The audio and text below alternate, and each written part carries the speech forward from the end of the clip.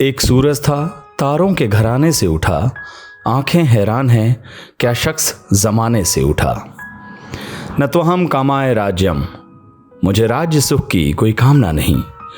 न स्वर्गम न पुनर्भवम, मुझे सुख की कोई चाह नहीं। कामाए दुखः ताप्तानाम प्राणिनाम आर्तनाशनम, मेरी एकमात्र इच्छा यही है कि दुख से संतप्त प्राणियों का कष्ट समाप्त हो जाए।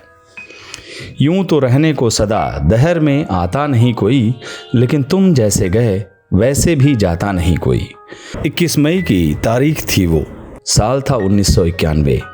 तवारीख की उस तारीख को चंद दहशत गर्दों ने कभी न ख़त्म होने वाली दर्द की तारीख में तब्दील करके रख दिया।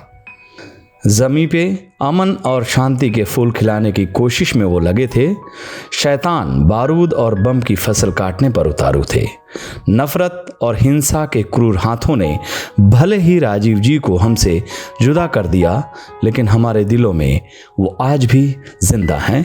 उनकी पुण्यतिथि पर उनको शत शत नमन, शत शत श्रद्धांजलि उस हुतात्मा को जिसने अपने खुली आंखों से एक नए भारत का ख्वाब देखा था। सशक्त और समर्थ भारत, शांति सुकून की छांव तले इंसानियत, यही वो ख्वाब था जो राजीव जी ने अपने खुली आंखों से देखा था, पूरे देश और दुनिया को भी दिखाया था।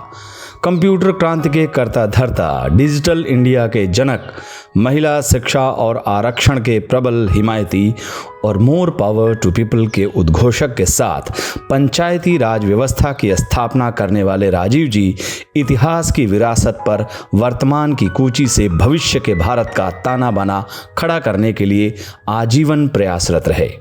शुरुआती दौर में राजीव जी सियासी दांवपेच से दूर अपनी शांति और सुकून की जिंदगी जी रहे थे, लेकिन कठिन परिस्थितियों में कर्तव्य पथ पर चलने की जब बारी आई तो वो पीछे नहीं हटे। सत्ता और सियासत की कमान थामने के साथ वो आम लोगों की तकदीर और तस्वीर संवारने में जुट गए।